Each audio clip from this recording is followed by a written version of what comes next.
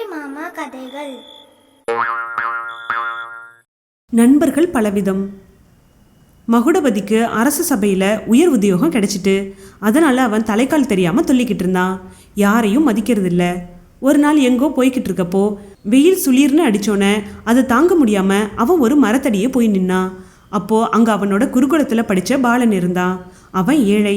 அதிர்ஷ்டம் அவனுக்கு கை கொடுக்காததுனால அவன் இன்னமும் ஏழையாகவே இருந்தான். மரத்தடியில் வந்து நின்னவனை உத்து பார்த்த பாலன் புன்னகை புரிஞ்சுக்கிட்டே, நீ மகுடபதி தானே? நாம 2 பேரும் குருகுலத்தில் ஒன்னா படித்தோமே, என்ன நினைவில்லையான்னு கேட்டான்.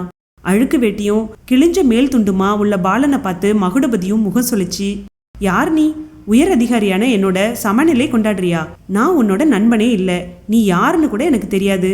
என்ன உன்னோட நண்பன்னு சொல்ல உனக்கு என்ன துணிச்சல்னு புரிஞ்சு தள்ளினா. அதை கேட்ட பாலன் திகைச்சு போய், நீ என்னோட நண்பனா முன்னாடி இருந்ததுனால அப்படி சொன்னேன்னு சொன்னான். மகுடபதியும், அழுக்கு வேட்டியும் கிழிசல் துண்டு கொண்டுள்ள நீயா என்னோட நண்பன்? என்னோட நட்பு கொள்ள தகுதியும் அந்தஸ்தும் இருக்கா உனக்குன்னு பகட்டான தன்னோட ஆடைகளை தடவிக்கிட்டே கேட்டான். பாலனும், நீ இந்த ஆடைகளை களைஞ்சு போட்டுட்டா நீயும் என்ன மாதிரி சாதாரண மனிதன் தானே, இப்போ ஏதோ கிடைச்சிட்டுன்னு போட்டுக்கிட்டு அலையிற. குருகுலத்தில் நீ எப்படி இருந்தன்னு நினைச்சு பாருன்னு சொன்னான். மகுடபதிக்கு கோபம் வந்தோடனே காலை இழுத்து வேகமாக அங்கிருந்து போனான். அப்போது ஒரு கால் செருப்பு அறுந்துட்டு அதை அவன் கையில் எடுத்துக்கிட்டு போனோன்னே அதை பார்த்த பாலன், இது வரைக்கும் செருப்பு ஒன்றை சுமந்தது, இப்போது நீ செருப்பை சுமக்கிற, இதுதான் காலம் விதின்னு சொல்கிறாங்கன்னு சொன்னான். அவன் சொல்கிறதையெல்லாம் கேட்க விரும்பாம மகுடபதி வேகமாக ஓட்டமும் நடையுமா போயிட்டான். வீட்டை அடைஞ்ச மகுடபதி செருப்புகளை தூக்கி போட்டுட்டு புதிய செருப்புகளை அணிஞ்சுக்கிட்டு அரசு சபைக்கு போனான். அப்போ அங்கிருந்த ராஜேந்திரன் மகுடபதியை பார்த்து, நண்பா, இன்னைக்கு ஏன் ஒரு மாதிரியா இருக்கன்னு கேட்டான். ராஜேந்திரனும் மகுடபதியோட பாலனோட சேர்ந்து ஒன்னா குருகுலத்தில் படித்தவன். ராஜேந்திரன் பணக்கார பிரபுவோட மகன். குருகுல வாசத்துக்கு அப்புறம் அயல்நாடுகளுக்கு போய் இன்னும் அதிகமாக படிச்சுட்டு வந்து அரசு சபையில் ரொம்ப உயர்ந்த பதவியை பெற்றான். மகுடபதி அவன் கீழே வேலை செய்கிற அதிகாரி. அப்படி இருந்தும் ராஜேந்திரன் அதிகாரம் எடுக்க காட்டாம மகுடபதியோட நண்பனாவே பழகி வந்தான். மகுடபதியும், கவலைதான், அது கிடக்கட்டும், இன்னைக்கு ஏன் நீ இவ்வளோ மகிழ்ச்சியா இருக்கன்னு கேட்டான். ராஜேந்திரனும், இன்னைக்கு நான் சொன்ன யோசனையை மன்னர் பாராட்டியதோட அதை ஏத்துக்கிட்டாரு.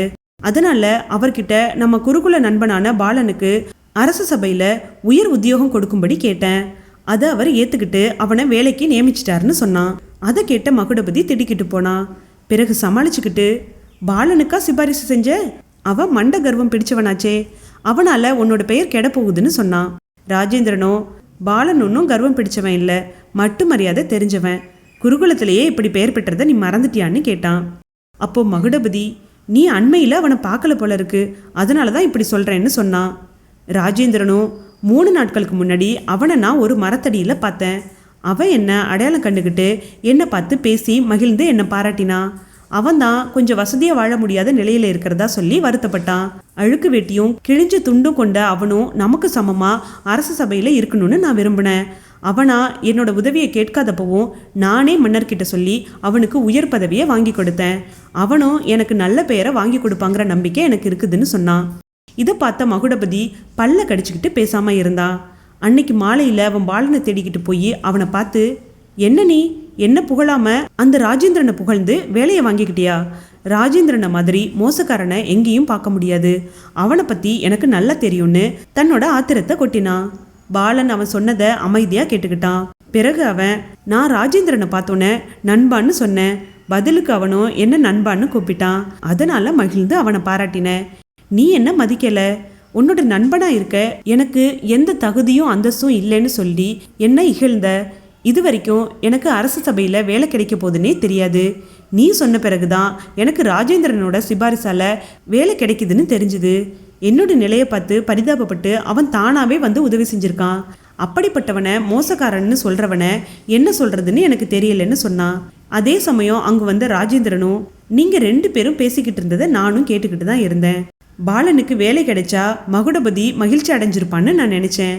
ஆனால் அவன் பேசுனதை கேட்டு மகுடபதி இவ்வளவு மட்டமானவனான்னு எனக்கு தோணுச்சு. இது அவன் வெட்கப்பட வேண்டிய விஷயம். இப்படியே இவன் நடந்துக்கிட்டா இவனோட எதிர்காலம் கேள்விக்குறியாகிடும்னு சொன்னான். மகுடபதிக்கு அது சாட்டையடி மாதிரி ஆனது. அவன் அப்போவே தன்னோட போக்க மாற்றிக்கிட்டு நல்லவனாகிட்டான்.